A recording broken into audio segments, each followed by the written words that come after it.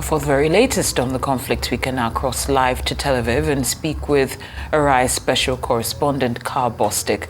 Karl, good to have you on Newsday. Can you give us more details on what the obstacles have been to getting this resolution passed? That's right. Good afternoon. It's really gone back for redrafting 4 times. This would be like the 4th day. If they are able to reach a vote, which the U.S. Ambassador to the UN, Linda Thomas-Greenfield, says that they will vote in this final drafting, so that vote could come as early as today. The devil is certainly in the details because the original language called for a cessation of hostilities to allow for the flow of humanitarian aid. There are objections by the U.S. to that, and of course from Israel. Then it was changed to suspension of hostilities. Again, more objections, for example. So that language was removed. Now it's simply saying urgent steps be taken to facilitate unhindered access of humanitarian aid.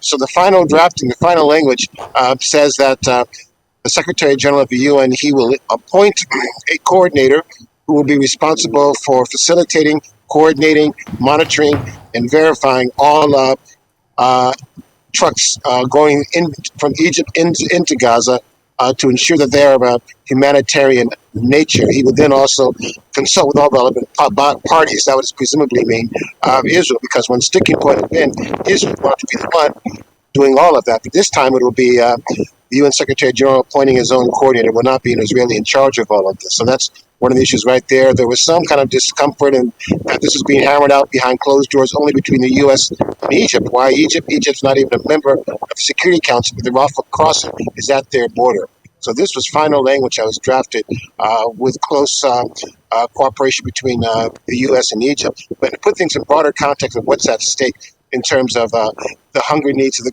Gaza population, a new study has come out by an international food security group that works with the UN, saying that now currently more than a quarter of Gaza's population, 576,000 people, are at the highest level of food insecurity.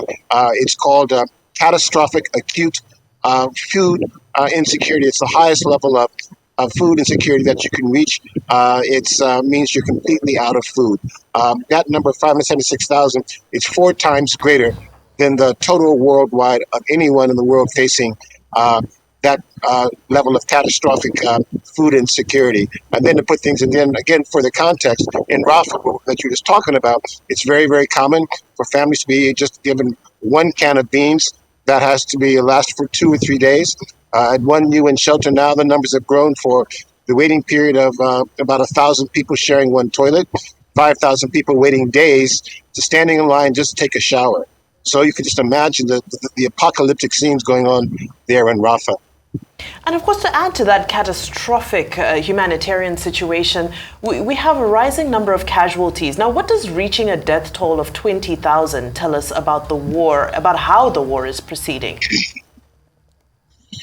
Well, it's a milestone that you hoped would never be reached, because it just shows that this is just simply to potentially get worse and worse. Very, very simply put is this. It's actually gotten worse since the ceasefire back at the end of November. The average number of deaths on a daily basis was about 277 per day up until the beginning of that ceasefire. Now, since the ceasefire ended on December 1st, it's actually increased to more than 300 a day. What that also tells us is that there's still increased use of those unguided bombs, those 2,000-pound bombs, which are used in common units for one.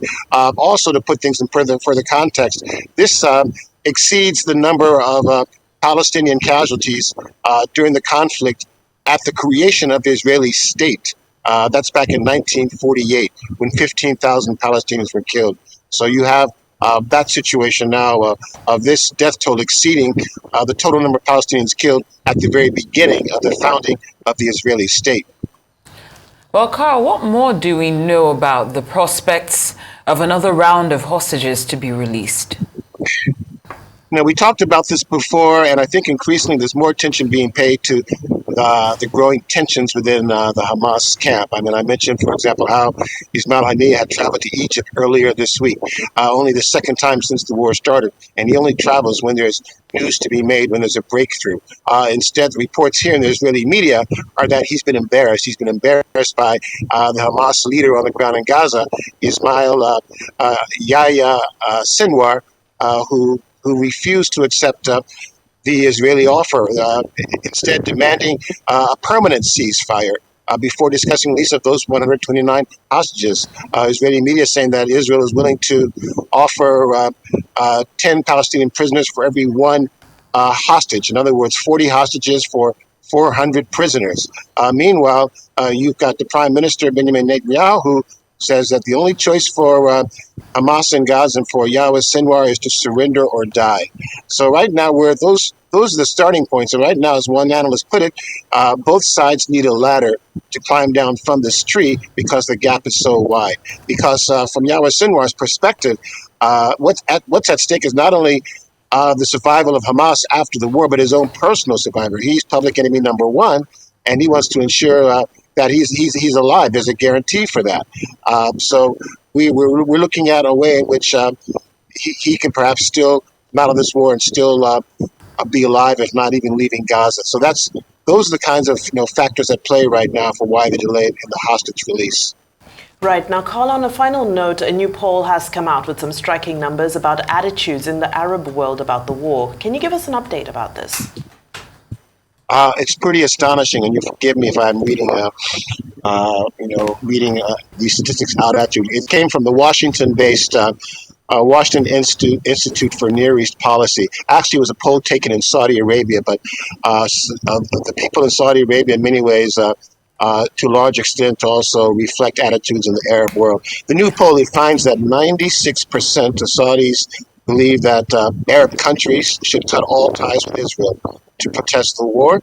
According to the poll, 40% of Saudis expressed positive attitudes towards Hamas. That's compared with 10% in the poll several months before the war began. Also, strikingly enough, it said that it's saying that about 90%, 95% of Saudis do not believe that October 7th happened, that Hamas created these atrocities on October 7th. 95% of the Saudis, and then it's mentioned that it's relatively common for Arabs to believe that reports of civilian deaths are nothing but Israeli propaganda. So that's why the high number of 95%. And then turning to the bombing campaign that's claimed 20,000 Palestinian lives in Gaza, it says that this bombing campaign, 87% say that this war itself shows that Israel is so weak and internally divided that it can be defeated someday by this extensive, overwhelming bombing campaign. Finally, also 5% agreeing that only 5% agree that Saudi should show more respect to the world's Jews. And the last point is this. The poll did find, however, that a majority of Saudis do believe that a political solution is needed, with 3/4 saying that they support the idea of an Arab diplomatic effort to make peace between the two sides. Well, Karl Bostic, we'd like to thank you for your insight and for bringing us up to speed regarding what's going on with that war. Arise Special Correspondent Karl Bostic is live in Tel Aviv. Thank you for joining us.